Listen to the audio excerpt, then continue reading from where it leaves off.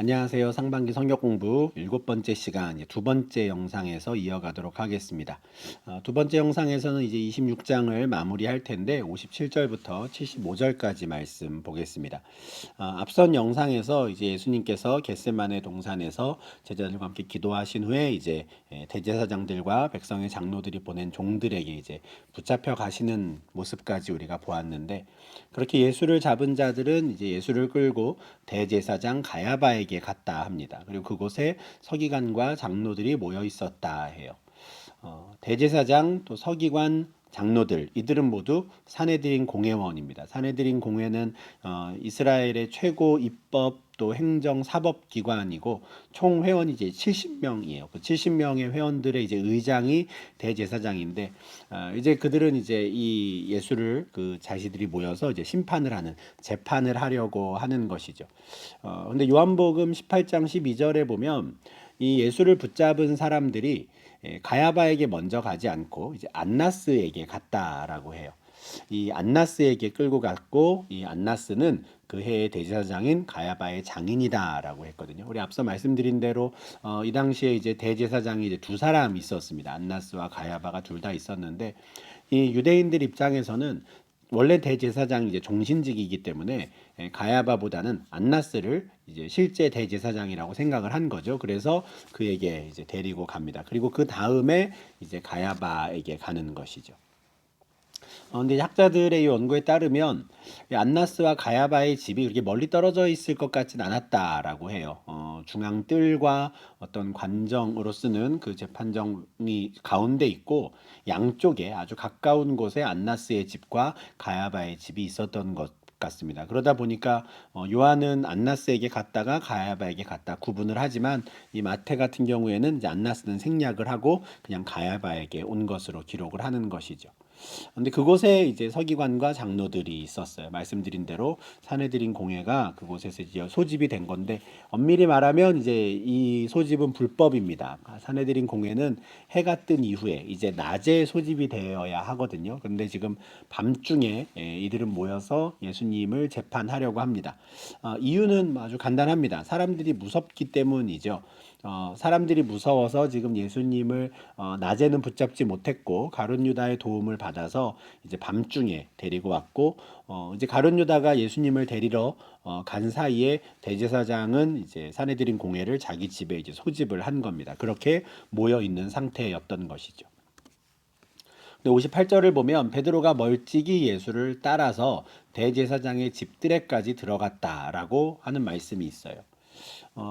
우리 첫 번째 영상 끝날 때 이렇게 말씀이 있었거든요. 56절이었죠. 제자들이 다 예수를 버리고 도망쳤다라고 하는데, 이 이어지는 말씀을 보면 이 도망친 제자들 중에 그래도 베드로는 다시 예수님을 계속 좀 따라간 것 같습니다. 대신 이제 무서우니까 이제 멀찍이 따라갔다라고 하는데, 여러모로 정말 베드로가 나는 예수님을 버리지 않을 겁니다라고 했던 것은 정말 진심이었구나라는 것을 좀 확인할 수 있는 그런 모습입니다. 근데 베드로가 어떻게 그 대제사장의 집에 들어가고 그 뜰에 들어갈 수 있었는가에 대해서는 좀 구체적인 정황이 요한복음 18장에 좀 설명이 되어 있어요. 우리가 이 말씀을 좀 한번 좀 같이 좀 보면 좋겠는데, 요한복음 18장 15절에 보면 시몬 베드로와 또 다른 제자 한 사람이 예수를 따랐다 합니다. 여기서 말하는 이 또 다른 제자는 아마도 이 복음서를 쓴 요한으로 추정이 되는데, 요한이 이제 이렇게 남긴 거죠. 베드로만 간 게 아니라 내가 같이 갔다라고 지금 보충 설명을 해주는 것이고, 이 제자는 대제사장과 아는 사람이었다는 거예요. 그러니까 요한 본인은 대제사장과 아는 사람, 어떻게 해서 알고 지낸지는 모르겠어요. 그런데 요한은 대제사장이랑 아는 사람. 그래서 사실 그 대제사장의 집들에 먼저 들어간 사람은 나였다라고 요한이 말하는 거예요. 원래는 요한이 예수가 붙잡혀 들어갈 때 요한은 같이 따라 들어갔었고, 오히려 베드로는 들어오지 못하고 문 밖에 서 있었던 겁니다. 이게 이제 그 당시 원래 상황이라는 거예요. 근데 마태는 58절에서 베드로가 그냥 바로 대제사장 집들에 들어갔다 이렇게 표현을 하거든요. 어떻게 해서 베드로가 이제 여기 들어가게 되었는가는 조금 나중에 다시 또 요한복음의 말씀을 참고해서 보도록 하겠습니다.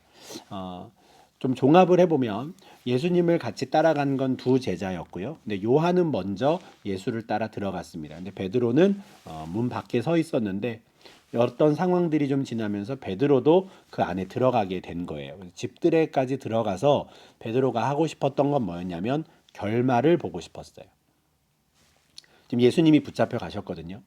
대체 어떤 일이 벌어지는가, 어떻게 이 일이 끝날 것인가, 어떻게 저들이 예수를 대할 것인가가 궁금했고, 그래서 그 안에 들어가서 하인들과 함께 앉아 있는 상황이 된 것이죠. 그 상황 속에서 이제 59절부터 마태는 그 사내들인 공회원들이 모여서 함께 예수를 어떻게 종교 재판을 했는가를 설명을 합니다. 대제사장들과 온 공회가 예수를 죽이려고 그를 칠 거짓 증거를 찾음에 거짓 증인이 많이 왔으나 얻지 못하더니 후에 두 사람이 와서 이르되 이 사람의 말이 내가 하나님의 성전을 헐고 사흘 동안에 지을 수 있다 하더라 했다는 거예요. 사내들인 공회가 모였는데 이들은 이미 결정을 했어요. 예수를 죽이자라고. 근데 예수를 죽일 때 그래도 나름의 증거가 필요해요. 어쨌든 이 사람들이 법 집행을 하려면 나름대로 지금 요건을 갖추려고 하는 거거든요. 그런데 그 증거가 어떻습니까? 처음부터 거짓 증거를 찾아요. 그러니까 제대로 된 증거가 없다라는 것. 다시 말해서 예수를 죽일 만한 일이 없었다라는 건 이미 이들도 아는 거예요. 그런데 죽이고 싶거든요. 그러니 거짓 증거를 찾아요. 많은 사람들을 부릅니다. 거짓 증인들을 막 불러서 너 뭐 들은 거 없어? 너 들은 거 없어? 이 사람들은 지금 불려온 사람들은 공회원들이 원하는 게 뭔지를 아니까 이런저런 말들을 막 하는 거예요. 거짓말이라도 괜찮다 하는 거죠. 그런데 문제는 두 사람이 나타나지 않은 거예요. 신명기 19장 15절에 보면 사람의 모든 악에 관하여 또는 모든 죄에 관하여는 한 증인으로만 정할 것이 아니요 두 증인의 입으로나 또는 세 증인의 입으로 그 사건을 확정하라 했거든요. 그러니까 누군가가 와가지고 예수가 이런 사람입니다. 저 사람 이런 말 했어요라고 혼자 말해가지고는 효력이 없는 거예요. 두 명 또는 세 명의 증인이 같은 증언을 해야지만 확정이 될 수 있거든요. 그러니까 지금 찾기가 어려운 상황인 겁니다. 거짓 증인들이 계속 나타나지만 두 사람이 지금 안 나오는 거예요. 사실 이 와중에 지금 신명기 19장 15절 말씀을 지키겠다고 두 명의 증인을 찾고 있는데 그보다 먼저 주셨던 10계명에 있는 거짓 증거하지 말라라는 이 계명은 지금 뭐 전혀 신경 쓰지 않고 있는 것이죠. 지금 이들의 위선적인 모습이 여기서도 나타납니다. 이 공회원들이 지금 어떻게든 거짓 증거인 것을 알면서도 막 붙잡아요. 그런데 그 와중에 두 명을 찾는 겁니다. 그런데 그런 비슷한 말을 하는 두 사람이 나타난 거예요. 이 사람의 말이 내가 하나님의 성전을 헐고 사흘 동안에 지을 수 있다고 했습니다. 하는 말을 하는 사람이 두 사람 나타났다는 거예요. 내가 들었는데 하나님의 성전을 헐고 사흘 동안에 짓겠다 했다. 예수님이 진짜 이런 말씀을 하셨을까? 아닙니다. 이것도 역시 거짓 증언이죠. 요한복음 2장 19절에는 예수님께서 이런 말씀을 하신 것은 기록돼 있어요. 너희가 이 성전을 헐라. 그러면 내가 사흘 동안에 일으키리라. 요한은 이 말씀을 이제 아주 일찌감치 기록을 해요. 2장에서 기록을 하니까요. 근데 다른 모든 복음서는 지금 예수님께서 예루살렘 성전에서 장사하던 사람들을 내쫓은 그 사건을 복음서의 말미에 기록합니다. 예수님이 마지막 일주일을 예루살렘에서 보내셨을 때 그때 하신 일로 기록해요.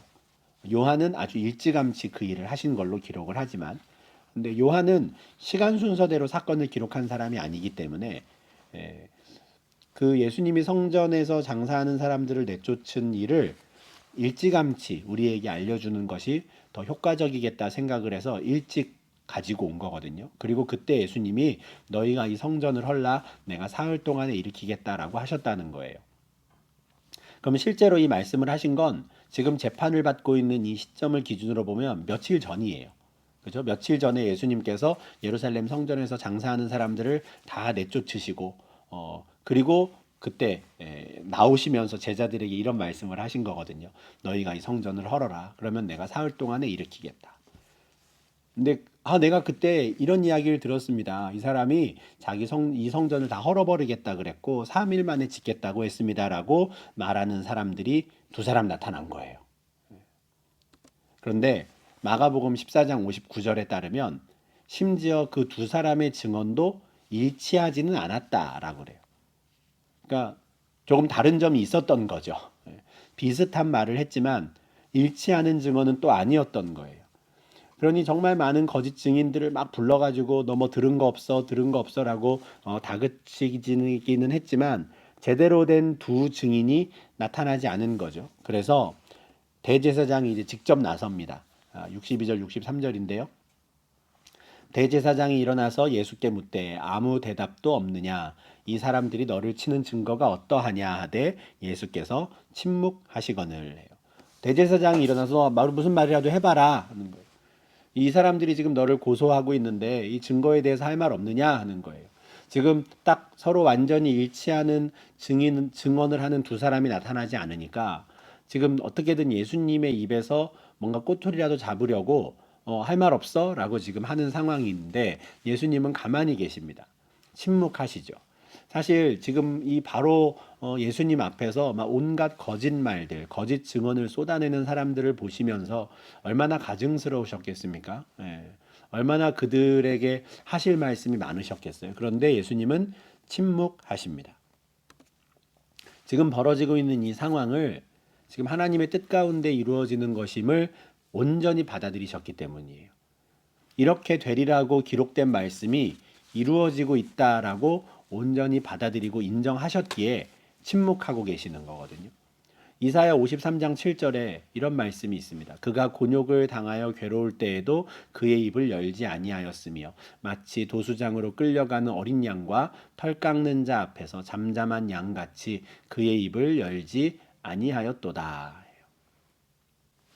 곤욕을 당해서 괴로울 때 그는 입을 열지 않는다라고 하십니다. 도수장으로 끌려가는 어린 양과 같이 잠잠했다라고 하는 이 말씀을 또 이루시기 위해서 침묵하시는 것이죠. 자신이 이제 좀 예수님의 말씀을 듣고 좀 꼬투리를 잡아보려고 했는데 예수님이 가만히 계시니까 대제사장은 이제 좀 직접적인 것을 묻기 시작합니다. 내가 너로 살아계신 하나님께 맹세하게 하노니 내가 하나님의 아들 그리스도인지 우리에게 말하라 해요. 하나님의 이름으로 맹세해 라고 해요. 이게 왜냐하면 지금 이 말에 대답하지 않으면 너 지금 살아계신 하나님의 이름을 모욕하는 거야? 이렇게라도 지금 시비를 걸 수 있으니까 살아계신 하나님께 맹세해라 라고 하고는 너가 정말 하나님의 아들 그리스도인지 아닌지 우리에게 말해 이렇게 하는 거죠. 아주 직접적으로 묻는 겁니다. 그렇다라고 말을 하면 신성모독이고 말하지 않으면 왜 살아계신 하나님께 맹세하지 않느냐고 또 얽어맬 수도 있는 그런 질문을 던지는 거예요. 이 점에 대해서 예수님이 처음으로 입을 여십니다. 이렇게 말씀하시죠. 예수께서 이르시되 내가 말하였느니라. 그러나 내가 너희에게 이르노니 이후에 인자가 권능의 우편에 앉아 있는 것과 하늘 구름을 타고 오는 것을 너희가 보리라 하시니. 처음으로 예수님이 입을 떼신 게 내가 하나님의 아들 그리스도인지 말해라 라는 질문이었고 그 질문에 대해 맞다라고 말씀하신 거예요. 이거 굉장히 중요합니다. 다른 모든 거짓 증언에 대해서는 가만히 계셨는데 공식적으로 내가 하나님의 아들 그리스도다라는 것을 그 산헤드린 공회원들 앞에서 공표하신 거예요. 공식적인 이스라엘의 법정에서 내가 하나님의 아들이다라고 고백한 것이죠. 이것이 우리가 보는 이 땅에서 보는 모든 이단 사이비 교주들의 태도와는 다른 겁니다. 그들은 어떻습니까? 법정에서 또는 공권력 앞에서 나는 아무것도 아니라고 사람들이 나를 오해했다고 이렇게 말해요. 우리 코로나 시기 때 이만희 신천지 교주인 이만희에게서도 그런 걸 보았잖아요. 자기들끼리 있을 때에는 그렇게 하나님이라고 떠받치던 사람인데 사람들 앞에서 나와가지고 내가 그런 말 한 적 없다고 그러잖아요. 예수님은 완전 반대십니다. 오히려 사람들에게는 그동안 뭐라 그러셨어요? 내가 그리스도인 것을 사람들에게 말하지 말아라. 그런데 공식적인 자리에서는 어떠십니까? 오히려 내가 맞다라고 하시는 거예요. 오히려 이때 예수님께서 가만히 계셨다면 이단 사이비 교주와 똑같은 모습인데 그렇지 않습니다. 예수님은 공식적인 그 재판관의 질문에 공식적으로 대답하시는 것이죠. 내가 하나님의 아들 그리스도다. 하나 더 나아가서 나중에 너희들은 내가 권능의 우편에 앉아 있는 것도 볼 것이다. 나중에 내가 하늘 구름을 타고 오는 것도 볼 것이다. 하나님의 아들 그리스도이냐라는 것에 대해서만 그렇다고 하셨을 뿐만 아니라 내가 권능의 우편에 앉아 있다. 여기서 말하는 권능은 하나님입니다. 하나님의 이름을 함부로 말하지 않으니까 유대인들은. 권능의 우편. 내가 하나님 오른쪽에 앉아 있어. 무슨 뜻이냐면 내가 하나님과 동등한 권세를 가진 자야 라는 말씀이거든요. 그리고 하늘 구름을 타고 올 거야 라고 하는. 사실은 묻지도 않은 이 말씀에 대해까지도 아주 분명하게 말씀하십니다. 이것도 역시 제자들에게는 이미 하셨던 말씀이죠. 그냥 즉흥적으로 하신 말씀이 아닙니다. 24장 30절에서 그때 하셨어요. 예수님이 다시 오실 때 땅의 모든 족속들이 통곡하며 그들이 인자가 구름을 타고 능력과 큰 영광으로 오는 것을 보리라 하셨는데 이것을 다시 한번 산헤드린 공회 앞에서 공식적인 자리에서 선포하시는 것이죠. 내가 하나님의 아들이고 나는 하나님과 동등하며 내가 너희를 심판하러 올 거다라고 선포하시는 겁니다. 이 말을 듣고 대제사장은 다 끝났다 해요. 이 예수님이 하신 말씀이 어떤 의미인지 그는 고민하지 않습니다. 이게 얼마나 준엄한 말씀인지, 정말 하나님의 아들 앞에서 그가 보여야 되는 태도가 무엇인지는 전혀 생각하지 않아요. 왜냐하면 사기꾼이라고 생각하거든요. 자기의 권위에 도전하는 자라고 생각하기 때문에 이 대제사장은 자기 옷을 찢습니다. 그리고 이렇게 외치죠. 신성 모독하는 말을 하였으니 어찌 더 증인을 요구하리요. 더 이상 재판할 필요도 없다 하는 거예요. 그러면서 옷을 찢습니다. 원래 대제사장은요 옷을 찢을 수가 없어요. 찢으면 안 돼요. 레위기 21장 10절에 보면 대제사장은 그의 머리를 풀지 말며 그의 옷을 찢지 말라 합니다. 왜냐하면 대제사장은 하나님의 대리인이거든요. 그러니까 하나님의 위엄을 나타내야 되는 거예요. 그래서 어떤 개인적인 감정으로 인해 막 머리를 풀어 헤치거나 옷을 찢으면 안 되는 겁니다. 심지어 레위기 21장을 보면 자기 부모가 세상을 떠났다는 소식을 듣더라도 가면 안 된다. 왜냐하면 대제사장 옷을 입고 있는 그 순간 그때에는 그는 곧 하나님의 대리인이어야 하는 거거든요. 그런데 이 대제사장이 옷을 찢을 수 있는 경우가 또 어떤 예외가 있어요. 언제냐면 하나님의 이름이 모욕받을 때. 그때는 또 하나님의 대리인으로서 그 분노를 나타내야 하는 거거든요. 이 대제사장 가야바는 지금이 그때라고 생각을 하는 거예요. 그래서 자기 옷을 찢으면서 지금 이가 하나님을 모독했다. 신성 모독했다. 더 증인이 필요 없다. 그러면서 너희도 다 들었는데 너희 생각은 어떠냐 합니다. 너희도 지금 이 자가 신성 모독의 죄를 저질렀다고 생각하지 않느냐 하는 거예요. 이 질문에는 뭘 요구하는 겁니까? 너희가 생각해도 지금 이 사람을 죽여야겠지 하는 거예요. 레위기 24장 15절에 누구든지 그의 하나님을 저주하면 죄를 담당할 것이요 여호와의 이름을 모독하면 그를 반드시 죽이라 해요. 그리고 여호와의 이름을 모독한 자는 돌로 쳐 죽여라 합니다. 이게 신성 모독죄에 대한 처벌이에요. 돌로 치는 것. 지금 이 사람이 신성 모독의 죄를 범했다고 나는 생각하는데 너희는 어떠냐 합니다. 당연히 그 자리에 있던 모든 공회원들이 이렇게 말하죠. 그는 사형에 해당합니다. 이렇게 산헤드린 공회의 재판이 끝나는 겁니다. 순식간이죠. 증인들을 불러가지고 막 이야기를 들었는데 맞는 증인이 하나도 없어요. 다 거짓말이다 보니까 제대로 된 증인이 두 사람이 나타나지 않았어요. 그런데 예수님께서 그 자리에서 내가 하나님의 아들 그리스도이시다. 내가 하나님과 동등한 자다라는 것을 공식적으로 선포하심으로써 이 종교 지도자들 입장에서는 예수를 신성 모독죄로 처벌할 수 있는 근거가 되었고 그들은 사형이다라고 땅땅땅 이제 결론을 내리는 것이죠. 그리고 그렇게 사형에 해당된다라고 확정을 하고 나니 예수의 얼굴에 침을 뱉고 주먹으로 치고 어떤 사람은 손바닥으로 때리는 이제 이런 일들이 이제 벌어지게 되는 겁니다. 아마 감정이 확 폭발했던 것 같아요. 감정이 확 폭발하면서 막 온갖 조롱을 그 앞에 쏟아내는 것이죠. 막 손바닥으로 때리고 주먹으로 치고 이러면서 또 이렇게 놀려요. 너가 그리스도라면서 너가 선지자라면서 지금 누가 널 때렸는지 맞춰봐. 이렇게 조롱하기 시작하는 것이죠. 아마 그 공회원들이 앞서 예수님과 논쟁에서 망신을 당했던 것, 또 예수님과 논쟁에서 자기들이 이기지 못했던 것, 이 모든 이 울분, 자존심 상했던 것들을 이렇게 다 폭발시키는 것 같습니다. 그런데 우리가 나중에 예수님의 부활, 또 예수님의 그 죽음과 장사 지냄 이런 것들을 저희가 볼 때 보게 될 내용이지만, 누가복음 23장 50절, 51절에 보면 그 자리에 있던 공회원들 중에도 그래도 그들의 결의에 동참하지 않은 사람이 있었다라는 기록이 있습니다.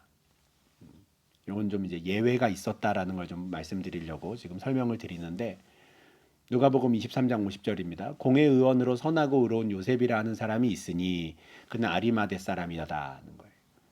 네, 공회의원이에요. 사내들인 공회의원. 근데 괄호 안에 어떤 내용이 있습니까? 그는 그들의 결의와 행사에 찬성하진 않았다는 거예요. 사형에 해당된다라고 했을 때 이 사람은 가만히 있었던 거예요. 물론 가만히 있음으로써 뭐 기권을 했다든지 암묵적인 동의로 우리가 여길 수 있지만, 그 중심을 아시는 하나님께서 그는 그 결의에 찬성하지 않은 자라고 여겨주신 것이죠. 어떻게 그럴 수 있는가? 그가 나중에라도 자신의 신앙을 드러냈거든요. 돌이켰거든요. 그래서 그렇습니다. 요한복음 19장 38절에 예수님의 시신을 이 사람이 수습을 하고자 해요. 이 장면이 나와요. 아리마대 사람 요셉은 예수의 제자이나 유대인이 두려워 그것을 숨기더니 이 일 후에 빌라도에게 예수의 시체를 가져가기를 구하매 빌라도가 허락하는지라 이에 가서 예수의 시체를 가져가니라. 일찍이 예수께 밤에 찾아왔던 니고데모도 모략과 침향 섞은 것을 100리트라쯤 가지고 온지라. 이 아리마대 사람 요셉, 예수를 따르는 사람이었지만 그동안 유대인이 무서워서 숨기고 있었어요. 그리고 사내들인 공회가 가야바의 집에서 열렸을 때에도 다들 사형에 해당된다라고 할 때 말하지 못했어요. 왜냐하면 유대인이 무서웠거든요.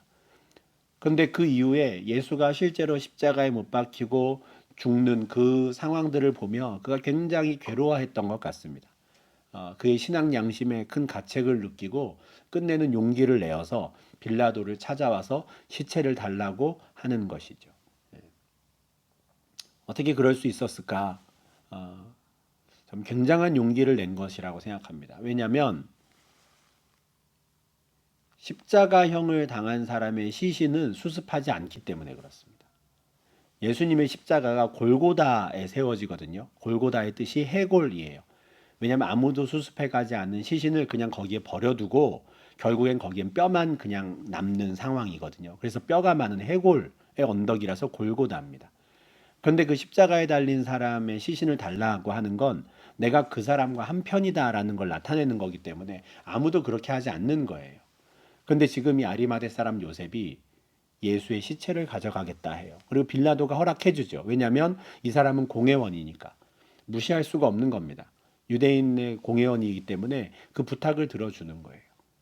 그리고 그 예수님을 장사 지낼 때 또 다른 공회원 니고데모가 함께합니다. 요한복음 3장 1절에 보면 유대인의 지도자라고 돼 있지만 그 지도자라는 뜻은 사내들인 공회원이란 뜻이거든요.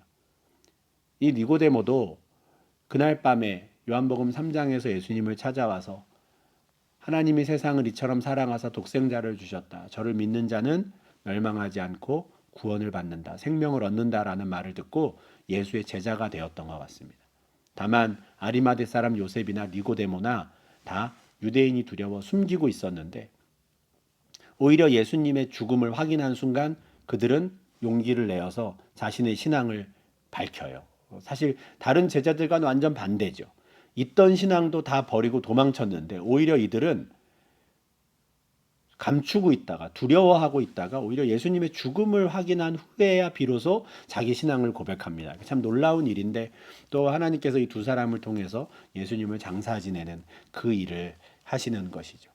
이 말씀을 좀 미리 드리는 이유는 사내들인 공회원들이 그렇게 재판하는 과정 가운데 또 침묵하고는 있었지만 또 예수를 따르는 자들도 있기는 있었다라는 것을 좀 같이 좀 말씀드리려고 이 말씀을 좀 보았습니다.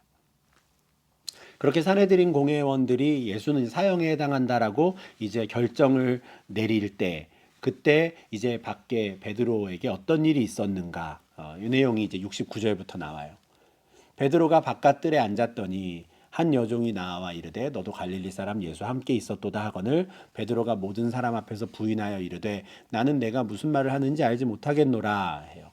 이제 잘 아시는 대로 그날 밤이 지나고 닭이 울기 전에 베드로가 3번 부인하는 그 장면이 이제 시작되는데, 우리 앞서 보았던 대로 베드로가 지금 대제사장의 집에 들어가서 바깥 뜰에 있었어요. 근데 원래는 베드로가 문 밖에 있었다 그랬잖아요. 요한복음 18장 16절입니다. 베드로는 문 밖에 있었어요. 근데 어떻게 그가 들어올 수 있었는가? 요한이 이렇게 증거합니다. 대제사장을 아는 그 다른 제자, 본인이죠. 내가 나가서 문 지키는 여자, 이 여인도 이 여종도 알고 있었던 거예요. 요한은 서로 아는 사이입니다. 그래서 내 친구야 이러면서 베드로를 데리고 들어왔다라는 거예요. 그런데 바로 그때 이 문 지키는 여종이 베드로에게 관심을 갖게 된 거죠. 그래서 물어보는 겁니다. 너 이 사람 같은 편 아니야? 제자 중 하나 아니야? 이렇게. 사실 요한이 베드로를 데리고 들어오지만 않았어도 이 질문을 안 받았겠다라는 생각이 드는 거죠. 그렇게 들어온 베드로가 불을 쬐고 있었던 거예요. 이게 마태복음에서 기록하는 요 상황부터인데, 불을 쬐고 있으니 어떻습니까? 이 불빛에 베드로 얼굴이 더 잘 보이는 거죠. 그러니 그 한 여종이, 베드로를 주목하여 보기 시작했던 여종이 너 갈릴리 사람이랑 같이 있었잖아 하는 거예요. 근데 그때 베드로가 모든 사람 앞에서 부인합니다. 나 너가 무슨 말 하는지 모르겠는데 이래요. 첫 번째 부인은 모든 사람 앞에서의 부인이에요. 이미 예수님이 10장 32절 33절에서 누구든지 사람 앞에서 나를 시인하면 나도 아버지 앞에서 그를 시인할 것이요 누구든지 사람 앞에서 나를 부인하면 나도 하늘에 계신 내 아버지 앞에서 그를 부인하리라 하셨는데, 모든 사람 앞에서 부인하게 됩니다. 사탄이 기회를 노리고 그를 계속 흔들고 있었는데 넘어졌어요. 시험에 들고 말았습니다. 모든 사람 앞에서 나 예수 모릅니다 해버렸어요. 그리고는 깜짝 놀라서 이제 도망치듯 나가려고 하는 거죠. 71절 72절입니다. 앞문까지 나아가니 다른 여종이 그를 보고 거기 있는 사람들에게 말하되 이 사람은 나사렛 예수와 함께 있었도다 하매 베드로가 맹세하고 또 부인하여 이르되 나는 그 사람을 알지 못하노라 해요. 자기가 막 이제 요한과 함께 들어왔던 그 앞문까지 이제 가는 거예요. 근데 그 앞문에 있던 또 다른 여종이 베드로를 보고 이 사람 나사렛 예수랑 같이 있었어 라고 이야기를 한 것이죠. 그랬더니 또 화들짝 놀래서 이번에는 맹세하고 부인합니다. 앞서는 모든 사람 앞에서 부인했고 지금 이제 맹세하고인데, 여기서 맹세는 자기에 대한 맹세예요. 그러니까 내가 저 사람을 알면 하나님이 나에게 저주를 내릴 거야 이렇게 맹세하는 겁니다. 내가 저 사람을 내가 지금 하는 말이 거짓말이면 하나님이 나에게 저주를 내리셔도 좋아 이런 맹세거든요. 이렇게 맹세까지 하면서 나는 그 사람을 알지 못한다라고 부인합니다. 이렇게 두 번째 부인을 하죠. 그러자 그 옆에 있는 사람이 또 말을 하는 거예요. 조금 후에 곁에 섰던 사람들이 뭐라고 그럽니까? 너 진짜 쟤랑 같은 편인 것 같은데 너도 진실로 그 도당이라. 왜 그럴까요? 너의 말소리가 너를 표명한다 하는 거예요. 아마도 베드로가 앞에는 나 저 사람 몰라 이러고 짧게 말했는데 지금은 맹세하다 보니까 말을 좀 길게 한 것 같아요. 근데 그 긴 말소리를 듣고 너 아무래도 같은 편 같은데 하는 거죠. 무슨 뜻이냐면 베드로가 갈릴리 사투리를 쓴 겁니다. 너도 나사렛 예수랑 같은 편이잖아 라고 했는데 아니야 나 저 사람 몰라 라고 쭉 말을 하는 내용이 갈릴리 나사렛 사람들이 쓰는 사투리를 쓰는 겁니다. 그러니 유다 사람들, 예루살렘 사람이 듣기에는 딱 구분이 되는 거예요. 너의 말소리가 너가 그들과 한편이라는 걸 지금 나타내고 있다 하는 거예요. 더군다나 요한복음 18장 26절에는 이 세 번째 질문을 했던 사람은 베드로에게 귀를 잘렸던 사람의 친척이었다라고 합니다. 그러니까 베드로가 칼을 뽑아서 귀를 잘랐던 그 말고의 친척인데, 그러다 보니 이 친척이 그 자리에서 같이 따라갔었다가 베드로를 본 거예요. 대체 누가 지금 이런 짓을 저질렀는가 하고 얼굴을 한번 본 거예요. 그래서 그 사람과 함께 동산에 있는 거, 예수와 함께 동산에 있는 거 내가 봤다 이렇게까지도 이야기를 하는 거거든요. 그러니까 보았고 이 말소리가 너를 표명한다라고 하니까 너무 막 겁이 나는 거죠. 그래서 베드로가 저주하며 맹세합니다. 나는 그 사람을 알지 못한다고. 맹세는 자기 자신에 대한 저주의 맹세였잖아요. 내가 저 사람을 알면 하나님이 나에게 벌을 내려도 좋아. 근데 여기서 말하는 또 저주하면은 뭐냐면 예수님을 저주하는 겁니다. 이거는 자기가 아니에요. 예수님을 저주하고 또 다시 한번 스스로에 대해 맹세하면서까지 나는 그 사람을 모른다 하는 거예요. 점점 이 부인의 강도가 세지는 겁니다. 처음에는 모든 사람 앞에서 몰랐다가 맹세하며 부인했다가 이제는 예수를 저주하기까지 하는. 근데 그렇게 세 번째 저주를 하고 나니 어떻게 됩니까? 닭이 울더라 하는 거예요. 닭이 울었어요. 세 번의 저주 끝에, 세 번의 부인 끝에 닭이 울었고 그 닭이 우는 소리를 들으니 베드로에게 생각나는 말씀이 있었습니다. 닭 울기 전에 네가 세 번 나를 부인하리라 하셨던 거. 33절, 34절에서 하셨던 말씀이죠. 베드로는 그때 아주 자신 있게 말했거든요. 모두 주를 버릴지라도 나는 결코 버리지 않겠습니다 했어요. 그런데 그때 예수님께서 오늘 밤 닭 울기 전에 네가 세 번 나를 부인할 거야 하셨어요. 근데 실제로 그렇게 정신없이 예수님을 모른다고 세 번 부인하고 나니 닭이 울었고 그 닭이 우니 예수님이 하신 말씀이 생각났죠. 그래서 그는 밖에 나가서 심히 통곡하게 됩니다. 내가 지금 무슨 짓을 했는가 싶어서 내가 이러려고 예수님을 뒤따라온 게 아니었는데 하며 정말 통곡을 했습니다. 누가복음 22장 61절에는 베드로가 그렇게 세 번 예수를 모른다고 부인했을 때 그 말이 끝났을 때 예수님이 몸을 돌이켜 베드로를 보셨다 해요. 그러니까 베드로와 눈이 마주쳤다라는 거죠. 그러니 더 괴로웠을 겁니다. 베드로가 나가서 통곡하는 것이죠. 사탄이 그를 밀 까부르듯 하려고 요구할 때 베드로가 넘어졌어요. 그러나 베드로는 이렇게 끝나진 않습니다. 우리 앞서 보았던 말씀이었죠. 누가복음 22장 32절에 이미 예수님께서 그를 위하여 기도하셨거든요. 그의 믿음이 떨어지지 않도록, 그가 예수를 완전히 떠나지 않도록. 예수님께서 그를 다시 부르실 텐데 돌이켜서 형제를 굳게 하는 일을 맡기실 겁니다. 예수를 사랑한다고 고백하게 하실 것이고 내 양을 먹이는 일을 맡기실 거예요. 비록 베드로는 예수를 부인했고 맹세하며 부인했고 저주하고 맹세하며 부인했지만 예수님은 계속 그에게 기회를 주시고 그를 돌이키시고 사랑하느냐 물으시고 내 양을 먹이라 하셨죠. 참 이날 밤에 예수님이 겪은 일은 너무 인간적으로 너무 비참한 일이었을 겁니다. 그죠? 모든 제자들이 나를 버렸고 그 중에 한 사람은 입맞춤으로 나를 버렸고 그 중에 또 한 사람은 자기 스스로를 저주하고 예수를 저주하며 예수를 부인하는 그 모든 상황들을 다 보신 겁니다. 그런데 예수님께서는 그 모든 일을 하나님의 뜻 가운데 이루어지는 일로 받아들이기로 하셨고 이렇게 되리라고 하신 말씀이 이루어지고 있음으로 받아들이기로 하신 거예요. 여기에 예수님의 사랑이 있습니다. 요한복음 13장 1절에 유월절 전에 예수께서 자기가 세상을 떠나 아버지께로 돌아가실 때가 이른 줄 아시고 세상에 있는 자기 사람들을 사랑하시되 끝까지 사랑하셨다라는 말씀이 있어요. 우리가 오늘 보았던 이 모든 상황들에 대해 이미 아시고 제자들의 발을 씻기신 겁니다. 가룟 유다의 발도 씻기신 거예요. 이런 일이 벌어질 것을 아시고 그들과 함께 마지막 유월절 식사를 하셨습니다. 그리고 그들을 끝까지 사랑하셔서 그들이 다시 돌이킬 수 있도록 그들이 믿음이 완전히 사라지지 않도록 하나님께서 붙잡아 주시기를 그들을 위해 기도하신 것이죠. 그렇게 정말 말 그대로 예수님은 자기 사람들을 끝까지 사랑하셨습니다. 이게 지금 26장, 27장을 통해서 우리가 계속 확인할 수 있는 내용이에요. 우리가 믿음을 지킨다는 것 참 어려운 것 같습니다. 우리가 마음은 원이로되 육신이 연약하기도 하고요.